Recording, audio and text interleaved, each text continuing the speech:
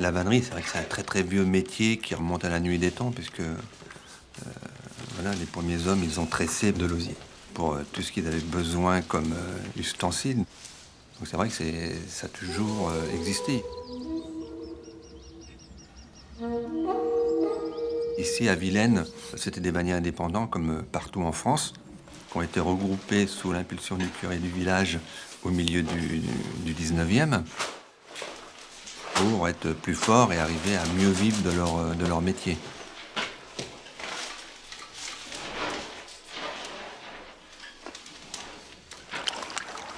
Ah, la COP, c'est et à la fois notre employeur et à la fois nous, en fait. C'est plus nous, d'ailleurs, que... C'est nous.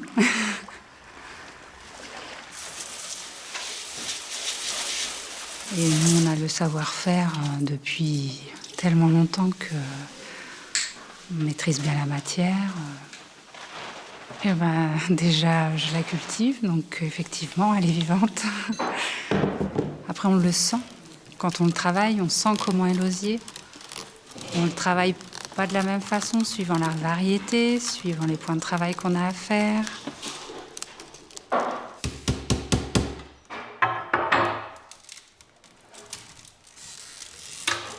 Il y a toujours eu, en fait, cette culture à Vilaine-les-Rochers.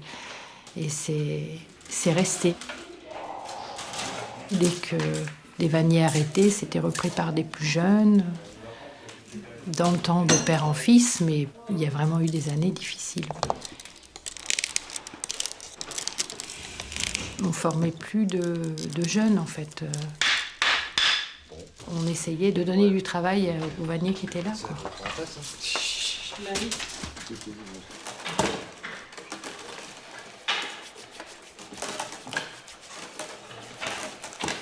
Il y a des gens qui ont passé beaucoup de temps dans leur vie pour que la coopérative perdure depuis 170 ans, presque 180. Et donc, on n'a pas le droit de laisser s'écrouler une coopérative comme celle qu'on a. C'est la dernière en vannerie.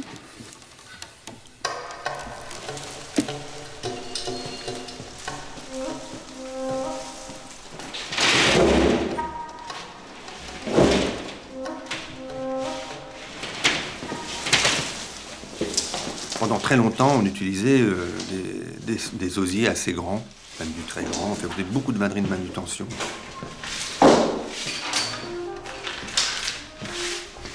Avec Hermès, on est complètement à l'opposé.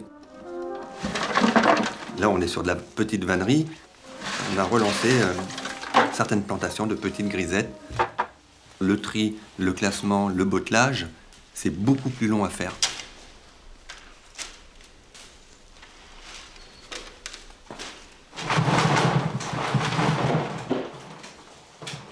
Moi, j'ai longtemps été directeur, enfin, même avant, j'étais président de la COP. Et c'est vrai que on n'avait pas de vision à 2 mois ou à 3 mois. Hein.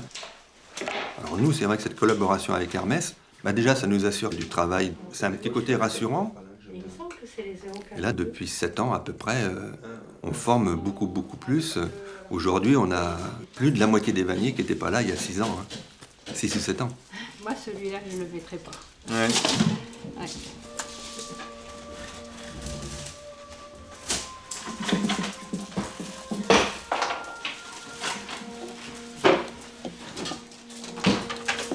Le travail avec Hermès, c'est plus difficile, c'est plus minutieux, mais on sait que notre niveau vannier a augmenté.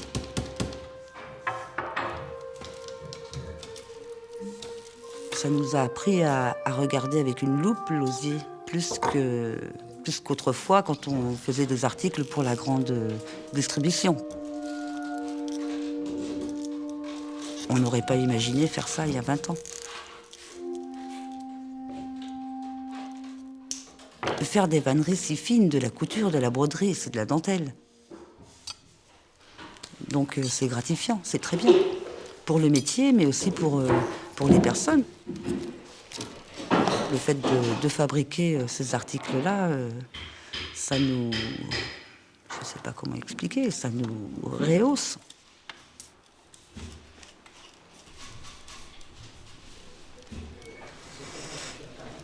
ça soit le cuir ou l'osier, c'est des métiers qui sont pas nouveaux du tout, mais qui sont réinventés. Je pense que c'est une façon de réinventer aussi ces gestes-là, de les mettre au goût du jour finalement.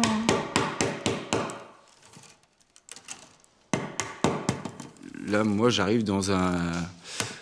On a l'impression qu'il y a tout l'avenir à bâtir, quoi. Il y a plein de choses à faire. Il y a plein de choses à faire. Mon père a travaillé à la COP, ma mère a travaillé à la COP, toute ma famille a travaillé à la COP. Moi, j'étais boucher. Hein. Et puis, je suis revenu vers l'osier.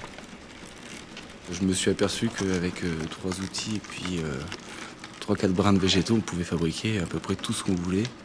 Et un produit qui vient du village voisin ou de notre village à nous. Moi, j'ai planté là, donc je cultive de l'osier, c'est parti. Et puis, j'essaie d'en planter un peu plus tous les ans. Voilà, on a l'impression de faire partie de quelque chose quand même.